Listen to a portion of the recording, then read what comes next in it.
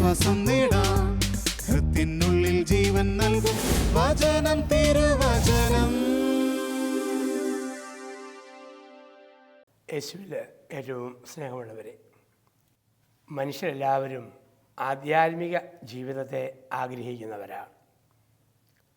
ലോകത്തിൽ മാനുഷികമായ ജീവിതം നമ്മൾ നയിച്ച് കടന്നു പോകുമ്പോഴും ഒരു വരൾച്ചയും ശൂന്യതയും നമുക്ക് തോന്നും. ലോകത്തിന് എന്തെല്ലാം സുഖങ്ങൾ കിട്ടിയാലും ആകർഷകമായ എന്തെല്ലാം ലഭിച്ചാലും അവസാനം ഒരു വരൾച്ച, ഒരു ശൂന്യത. അതുകൊണ്ടാണ് എത്ര ഭക്ഷണം തിന്ന് തീർത്താലും എത്ര കള്ളു കുടിച്ച് തീർത്താലും മനുഷ്യൻ അവസാനം പറയും ഒരു ഇതുമില്ല, ഒരു ഏതാണ്ട് പോലെ തോന്നും. ലോകത്തിൻ്റെ നേട്ടങ്ങൾ നമുക്ക് ഒരു ഇതും ഒരു ഏതാണ്ടിലും എത്തിക്കുമ്പോൾ ആധ്യാത്മിക ജീവിതമാണ് നമ്മളെ ഉണർവുള്ള മനുഷ്യരാക്കി മാറ്റുക, ആത്മീയമായ ഉണർവുള്ള മനുഷ്യരാക്കി മാറ്റുക. ആത്മീയ ഉണർവ് നമ്മളിലുണ്ടാകണം. അതിൻ്റെ 5 സ്റ്റേജുകളിലൂടെ നമ്മൾ കടന്നു പോകണം. ഒരു ആധ്യാത്മിക ജീവിതത്തിൻ്റെ വളർച്ചയിൽ അത്യാവശ്യമായ 5 സ്റ്റെപ്പുകൾ, 5 പടികൾ.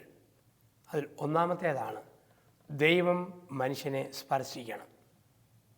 എൻ്റെ ബുദ്ധി കൊണ്ടോ എൻ്റെ വായന കൊണ്ടോ എൻ്റെ വാക്സാമർത്ഥ്യം കൊണ്ടോ ആത്മാവിൽ ഞാൻ വളരുകയില്ല.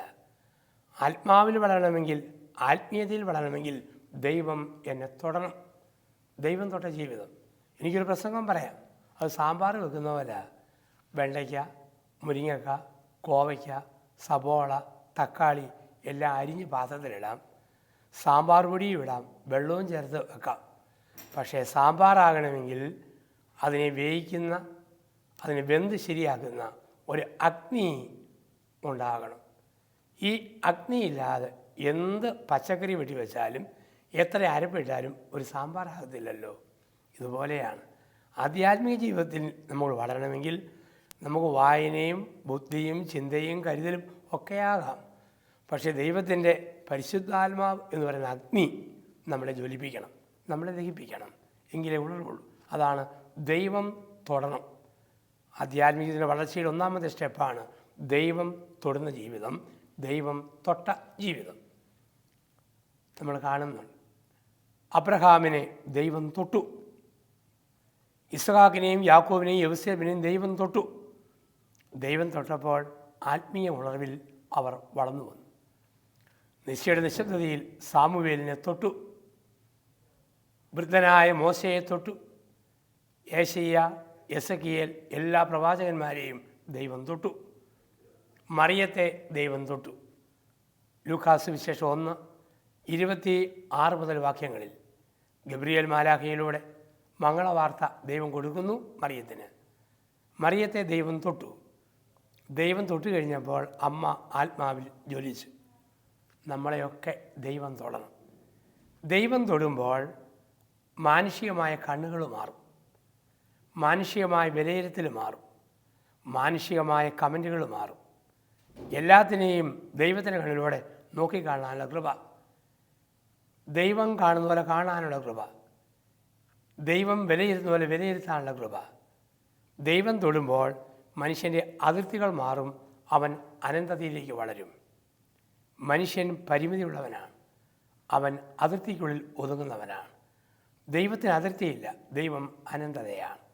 യെശയ്യാവിൻ്റെ പ്രവചനം 55-ാം അധ്യായം 10 മുതലുള്ള വാക്യങ്ങൾ. ആകാശം ഭൂമിയേക്കാൾ എത്ര ഉന്നതമാണോ അതുപോലെ ഉന്നതമാണ് ദൈവത്തിൻ്റെ കാഴ്ചപ്പാടുകൾ മനുഷ്യൻ്റേതിൽ നിന്ന്, ലോകത്തേതിൽ നിന്ന്, ലോകത്തിൻ്റെ മാനദണ്ഡങ്ങളിൽ നിന്ന്.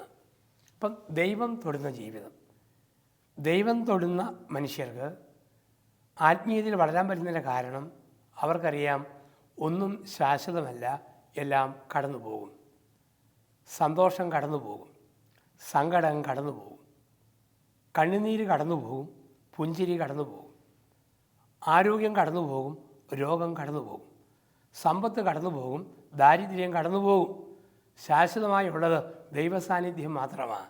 ഈ തിരിച്ചറിവിലേക്ക് നമ്മൾ വരുമ്പോൾ ആത്മീയ ഉണർവിലാകും, ആത്മീയമായി ആനന്ദിക്കാൻ നമുക്ക് പറ്റുന്നു. ദൈവം തൊട്ട ജീവിതം. ദൈവം എപ്പോഴാണ് തൊടുക?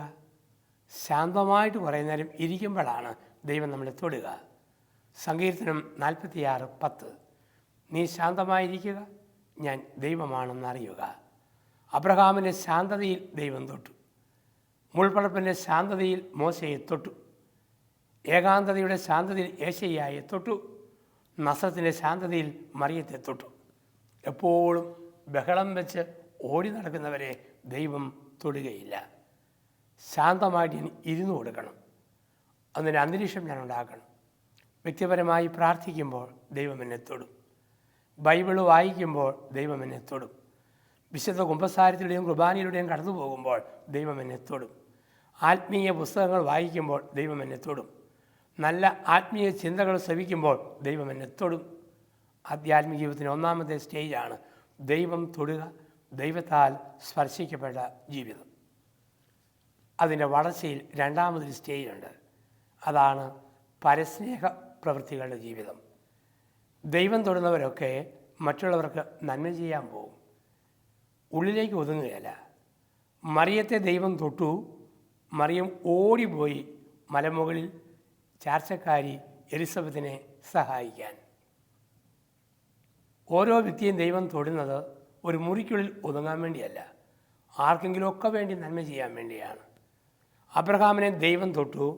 സാറായുടെ ഭർത്താവും ഇസഹാക്കിൻ്റെ അപ്പനുമായിരിക്കാൻ വേണ്ടി മാത്രമല്ല, ദൈവം തൊട്ടത് ഒരു ജനതകളുടെ മുഴുവൻ പിതാവാകാൻ വേണ്ടിയാണ്. ഇടയനായ ദാവീദിനെ തൊട്ടത് അപ്പൻ്റെ ആടിനെ നോക്കാൻ മാത്രമല്ല, ഒരു രാജ്യത്തെ നയിക്കുവാൻ വേണ്ടിയാണ്. മോശയെ ദൈവം തൊട്ടത് ഒരു ജനതയുടെ നായകനാകാൻ വേണ്ടിയാണ്. മറിയത്തെ ദൈവം തൊട്ടത് വിശ്വാസ സമൂഹത്തിൻ്റെ കോടാനുകോടികളുടെ അമ്മയാകാൻ വേണ്ടിയിട്ടാണ്. ദൈവം തൊടുന്നവർ മറ്റുള്ളവരിലേക്ക് തിരിയും. നമ്മൾ കാണുന്നില്ലേ, നമ്മുടെ സമൂഹത്തിൽ സാമൂഹ്യ പ്രവർത്തനങ്ങൾ ചെയ്യുന്നവർ, അനാഥരെ സംരക്ഷിക്കുന്നവർ, ആകാശപ്പറവകളെ പോറ്റുന്നവർ, അഭയമന്ദിരം നടത്തുന്നവർ, അനാഥശാലകൾ നടത്തുന്നവർ. എന്താ അവരുടെയൊക്കെ ജീവിതം? ദൈവം തൊട്ടപ്പോൾ അവർക്ക് അടങ്ങിയിരിക്കാൻ പറ്റിയില്ല. അവർ മറ്റുള്ളവർക്ക് നന്മ ചെയ്ത് കടന്നുപോയി. ആത്മീയ ജീവിതത്തിൻ്റെ ഒരു മനോഹരമായ ഒരു സ്റ്റെപ്പാണ് പരസ്നേഹ പ്രവൃത്തികൾ ചെയ്യുക. യാക്കോബ് ശ്ലീഹ പറയുന്നുണ്ടല്ലോ, പ്രവൃത്തിയില്ലാത്ത വിശ്വാസം ചത്തതാണ്. അതിൻ്റെ അർത്ഥം എല്ലാവരും പരസ്നേഹ പ്രവൃത്തി മാത്രം ചെയ്ത് ഓടി നടക്കണമെന്നുമല്ല. എല്ലാത്തിനും ഒരു ബാലൻസ് ഉണ്ട്. നല്ലൊരു ആധ്യാത്മികത, അതിൽ നിന്നുരുത്തിരിയുന്ന പരസ്നേഹ പ്രവർത്തനം. ആദ്യം കുടുംബത്തിൽ ദമ്പതികളാണോ ഭാര്യയോടും മക്കളോടും ഉള്ളത്, അതിനുശേഷം ലോകത്തോട്. ഒരച്ഛനാണോ ആദ്യം സഭയോടും കൂതാശകളോടും, അതിനുശേഷം മറ്റുള്ളതിനോട്. അടിസ്ഥാനം വിട്ടിട്ട് നമ്മൾ പരസ്നേഹ പ്രവർത്തനം ചെയ്തു പോയി കഴിഞ്ഞാൽ അത് നിരീശ്വരവാദികളും ചെയ്യും, രാഷ്ട്രീയ പ്രവർത്തകരും ചെയ്യും. അത് ക്രൈസ്തവ ആധ്യാത്മികതയല്ലല്ലോ. അപ്പോൾ ദൈവം തൊടുക, ദൈവം തൊട്ടതിന് ശേഷം പ്രാർത്ഥിച്ച് ശക്തി സംഭരിച്ച് പരസ്നേഹ പ്രവൃത്തികളിലേക്ക് ചെയ്യുക. എത്ര ചെയ്യുന്നു എന്നല്ല, ചെയ്യുന്ന മനസ്സാണ്. മത്തായി 10:42. ഒരു പാത്രം പച്ചവെള്ളം എൻ്റെ നാമത്തിൽ കൊടുത്തപ്പോൾ നീ എനിക്ക് തന്നെയാണ് ചെയ്തത്. എൻ്റെ നാമത്തിൽ ചെയ്യുന്നതെല്ലാം എനിക്ക് തന്നെയാണ് ചെയ്യുക. അപ്പോൾ ദൈവം തൊടുക, പരസ്നേഹ പ്രവൃത്തികൾ ചെയ്യുക. ആത്മീയ ജീവിതത്തിൻ്റെ മൂന്നാമതൊരു സ്റ്റേജുണ്ട്, പരാതിയും പരിഭവവും പറയാത്ത ഒരു ജീവിതശൈലി. ദൈവം തൊടുന്നവർ, മറ്റുള്ളവർക്ക് നന്മ ചെയ്ത് കടന്നു പോകുന്നവർ, അവരിൽ വരുന്ന ഒരു വലിയ മാറ്റമാണ് പരാതിയില്ല, പരിഭവമില്ല. ഒന്നിനെക്കുറിച്ചും അവർക്ക് ആവലാതികളില്ല. ആത്മീയത ഉള്ള മനുഷ്യരെ കാണുമ്പോൾ അറിയാം അവർക്ക് ആവലാതിയില്ലല്ലോ. ഒരു ഗുരു വഴി സൈഡിൽ വെയിൽ കാഞ്ഞിരിക്കുന്നു. ആചാര്യനായൊരു ഗുരു, അദ്ദേഹത്തിൻ്റെ സമ്പന്നനും സമർത്ഥനുമായ ശിഷ്യൻ അദ്ദേഹത്തിൻ്റെ അടുത്ത് വന്ന് ചോദിച്ചു, ഗുരു, അങ്ങേക്കൊന്നുമില്ലല്ലോ, ഞാൻ എന്തെങ്കിലും ഒന്ന് തരട്ടെ. ഗുരു പറഞ്ഞു, എനിക്കൊരാവശ്യമില്ല, എനിക്കെല്ലാം ഉണ്ട്, എന്തെങ്കിലും തരട്ടെ. ഗുരു പറഞ്ഞു, ആവശ്യമില്ലെന്നല്ല പറഞ്ഞത്. ശിഷ്യനായ ധനികൻ വീണ്ടും പറഞ്ഞു, എനിക്ക് എന്തെങ്കിലും ചെയ്തേ പറ്റും. ഗുരു പറഞ്ഞു, അങ്ങനെയെങ്കിൽ ഒരു കാര്യം നീ എനിക്ക് ചെയ്തു തരണം. ശിഷ്യൻ ചോദിച്ചു, എന്താ ചെയ്യേണ്ടത്? ദയവ് ചെയ്ത് എനിക്ക് കിട്ടുന്ന വെയിൽ മറയ്ക്കാതെ ഒന്ന് മാറി നിൽക്കാവോ? ഇതായിരുന്നു ഗുരുവിൻ്റെ ആവശ്യം. ആധ്യാത്മിക മനുഷ്യർക്ക് വസ്ത്രമോ ഭക്ഷണമോ പാർപ്പിടമോ ഒന്നിനെക്കുറിച്ചും ആവലാതിയില്ല, പരാതിയില്ല. അതല്ലായിരുന്നു മറിയത്തിൻ്റെ ജീവിതം, അതല്ല ക്രിസ്തുവിൻ്റെ ജീവിതം. പരാതികളോ ആവലാതികളോ ഇല്ല. മറിയത്തിന് വേണമെങ്കിൽ പരാതി പറയാമായിരുന്നു. ഗബ്രിയേൽ മാലാഖയെ വിളിച്ചു പറയാം. ബേത്ലഹേമിൻ്റെ സത്രം മാനേജർക്കൊരു ISD കോൾ വിളിക്കുക, എന്നിട്ട് പറയുക, ഒരു മിസ്സിസ് മറിയം പ്രസവിക്കാൻ വരുന്നുണ്ട്. ടൂറിസ്റ്റ് ബംഗ്ലാവിൻ്റെ 1-ാം നമ്പർ മുറിയിലുള്ളവരെ ഔട്ടാക്കിയിട്ട് മറിയത്തെ അഡ്മിറ്റ് ചെയ്യണം. മറിയത്തിന് പരാതിയില്ലല്ലോ, ദൈവം തൊട്ടവൾക്ക് പരാതിയില്ല. അമ്മ പറഞ്ഞു, എനിക്കും എൻ്റെ മോനും ഈ പശുക്കൂട്, ഈ ഗോമൂത്രം, ഈ ചാണകം, ഈ വൈക്കോല് മതി, ബാക്കി എല്ലാവർക്കും കിട്ടട്ടെ. അതിലായിരുന്നു മറിയം പ്രസവിച്ച പുത്രൻ്റെ മനോഭാവം. പരാതിയില്ല. പുകഞ്ഞ തിരി ഞാൻ കെടുത്താനും പോകുന്നില്ല, വളഞ്ഞ ഞാങ്ങണ ഒടിക്കാനും പോകുന്നില്ല. ഒരു ബഹളവും ഇല്ല, ഒരു സമ്മർദ്ദവും ഇല്ല. ദൈവം തൊട്ടവരുടെയൊക്കെ ജീവിതം ഇതാണ്. പരാതിയില്ല, പരിഭവമില്ല. ജെറമിയ പ്രവാചകന് എന്തെല്ലാം വേദനയുണ്ട്. യേശയ്യായ്ക്ക്, എസക്കിയേലിന്, ആമോസിന്, സകല പ്രവാചകന്മാർക്കുമുണ്ട് പരിമിതികളും ആകുലതകളും ഒക്കെ. എങ്കിലും അവരാർക്കും പരാതി പറയുന്നില്ല. മാനുഷികമായി പറഞ്ഞാൽ തന്നെ അടുത്ത നിമിഷത്തിൽ നിന്നും പിരിയുകയാണ്. ക്രിസ്തു ഗെത്സമേനിലും മാനുഷിക സ്വഭാവത്തിൽ പറഞ്ഞു, പിതാവെ കഴിയുമെങ്കിൽ ഈ കാസ അകന്നു പോകട്ടെ. അടുത്ത നിമിഷം ദൈവീക പൂർണ്ണതയിൽ പറഞ്ഞു, എൻ്റെ ഇഷ്ടമല്ല അവിടുത്തെ തിരുവിഷ്ടം നിറവേറട്ടെ. ആധ്യാത്മികതയുടെ ഒരു 3-ാമത്തെ സ്റ്റേജ് എന്ന് പറയാം. പരാതികളും പരിഭവങ്ങളും ആവലാതിയില്ലാതെ ജീവിക്കുക.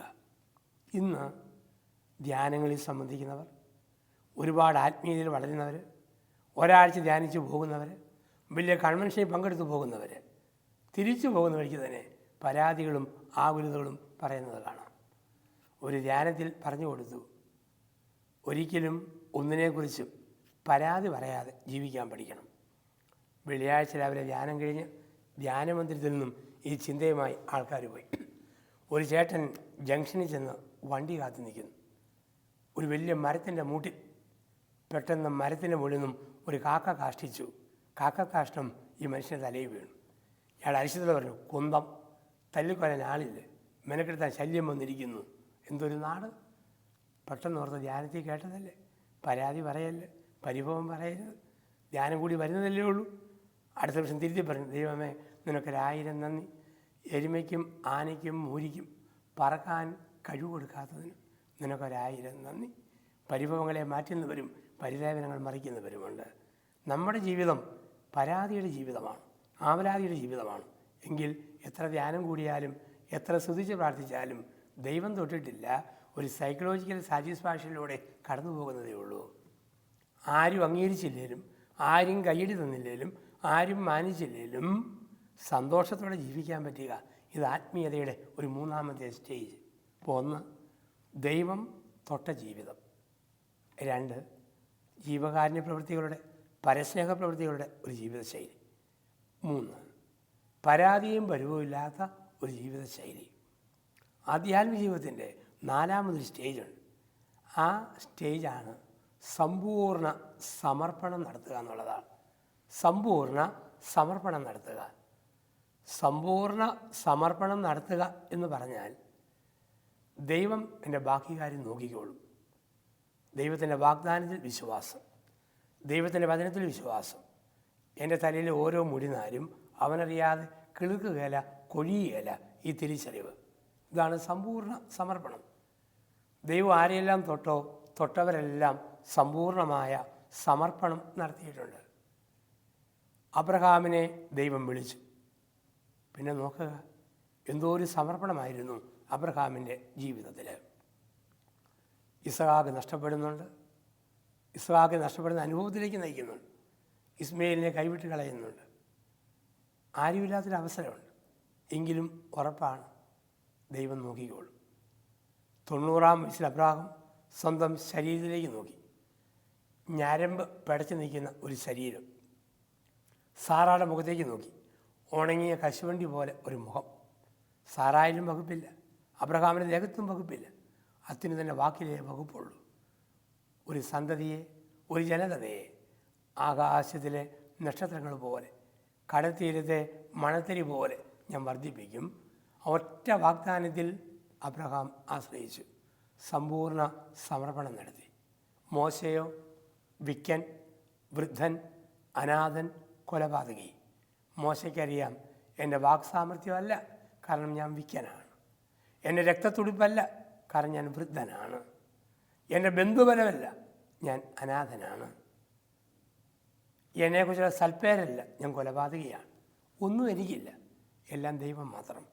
പുറപ്പാട് 14:14 ദൈവം മോശയെ ധൈര്യപ്പെടുത്തി. മോശെ, നീ ധൈര്യമായിരിക്കുക, നിനക്ക് വേണ്ടി യുദ്ധം ചെയ്യുന്ന കർത്താവ് നിൻ്റെ കൂടെയുണ്ട്. ഇതാണ് സമ്പൂർണ്ണ സമർപ്പണം. ദൈവം ആണ് ചെയ്യുക, ഞാനല്ല ചെയ്യുക. ഈ ഉറപ്പാണ്. എൻ്റെ കുറവുകളെ സദാ പരിഹരിക്കുന്ന കർത്താവ് ബാക്കി കാര്യം ചെയ്തോളും. അപ്പോൾ ആരും സ്വന്തം സാമർഥ്യത്തിൽ അഹങ്കരിക്കരുത്, സ്വന്തം ജീവിത നിലയിൽ നെഗളിക്കരുത്. ഓർക്കണം, ഞാനല്ല, എന്നെക്കൊണ്ട് ചെയ്യിക്കുന്ന ഒരു കർത്താവുണ്ട്. പൗലോസ് അപ്പോസ്തലൻ പറഞ്ഞില്ലേ, ഇനിമേൽ ഞാനല്ല, ക്രിസ്തുവാണ് എന്നിൽ ജീവിക്കുക. ഞാനല്ല, ക്രിസ്തുവാണ് എന്നിൽ ജീവിക്കുക. എത്ര സമ്പന്നനാണെങ്കിലും ഓർക്കണം, സമ്പത്ത് ദൈവത്തിൻ്റെ ദാനമാണ്. എത്ര സൗന്ദര്യം ഉണ്ടെങ്കിലും ഓർക്കണം, സൗന്ദര്യം ദൈവത്തിൻ്റെ ദാനമാണ്. എത്ര വലിയ ആരോഗ്യം ഉണ്ടെങ്കിലും ഓർക്കണം, ആരോഗ്യം ദൈവത്തിൻ്റെ ദാനമാണ്. മസിലും പിടിച്ച് നടക്കുന്നവരുണ്ട് സൗന്ദര്യം കാണിച്ച്. ഒരു ചെറിയ അസുഖം വന്നാൽ പോരെ, ഇന്നെന്തെല്ലാം അസുഖമാണ്, കേൾക്കാത്ത പേരുകളാണ്. ഇവിടുത്തെ പനിയൊക്കെ തീർന്നു. വിളിക്കുന്ന പേര് ജപ്പാൻ ജ്വരം, ഡെങ്കിപ്പനി, ചിക്കൻ കുനിയ, പക്ഷിപ്പനി, പട്ടിപ്പനി, പന്നിപ്പനി, അന്തസ്സില്ലാത്ത പേര് പോലുമാണ് ഇന്ന് പനിക്ക് പോലും. അങ്ങനെയുള്ള വന്നാൽ തീർന്നില്ലേ? ചിക്കൻ കുനിയയുടെ കാലഘട്ടത്തിൽ ഞാൻ കണ്ടിട്ടുണ്ട്. സമ്പന്നനും ദരിദ്രനും, മുതലാളിയും പണിക്കാരനും രണ്ട് കട്ടിൽ അപ്പുറത്തും ഇപ്പുറത്തും കിടക്കുന്നു. ഒന്ന് നിവർന്ന് നിൽക്കാൻ പോലും പറ്റിയല്ല. ഏതാണ്ട് കുഷ്ഠ്യന്മാർക്ക് പോലെ ചുരുണ്ട് കിടക്കുന്നു. നമ്മുടേതായിട്ട് ഒന്നുമില്ലെന്ന് ഓർത്തോണം. ഓരോ ദിവസവും എഴുന്നേൽക്കുമ്പം പറയണം, ദൈവമേ, ബോണസായി ഒരു ദിവസം കിട്ടി, നിനക്കൊരായിരം നന്ദി. ദൈവം തന്ന ബോണസാണ് ഓരോ ജീവിതവും. അതിന് ദൈവത്തിന് 1000 നന്ദിയെന്ന് നമുക്ക് പറയാൻ പറ്റണം. ജീവിതം അങ്ങനെയല്ലേ? അപ്പം സമ്പൂർണ്ണ സമർപ്പണം. ഒരിക്കൽ ഒരു വ്യക്തി സമർപ്പിച്ചാൽ ആ വ്യക്തിയുടെ ഉറപ്പ്, സമർപ്പിച്ച വ്യക്തിയിൽ എന്തൊക്കെ ഇനി നടക്കണമെന്ന് തീരുമാനിക്കുന്നത് സമർപ്പണം സ്വീകരിച്ച ആളാണ്. മറിയം സമർപ്പിച്ചു, ഇതാ കർത്താവിൻ്റെ ദാസി. പിന്നെ മറിയത്തിനറിയാം, ആരെല്ലാം അവഹേളിച്ചാലും, ആരെല്ലാം തെറ്റിദ്ധരിച്ചാലും, ആരെല്ലാം നിന്ദിച്ചാലും ദൈവം അറിയാതെ ഇനി എൻ്റെ ജീവിതത്തിൽ ഒന്നും സംഭവിക്കുകയില്ല. അതിലെ ലൂക്കായുടെ സുവിശേഷം 12-ാം അധ്യായം നമ്മൾ വായിക്കുന്നു. 22 മുതൽ വാക്യങ്ങൾ. ദൈവപരിപാലന. നിന്റെ തലയിലെ ഓരോ മുടിനാരും ഞാൻ എണ്ണിയിരിക്കുന്നു.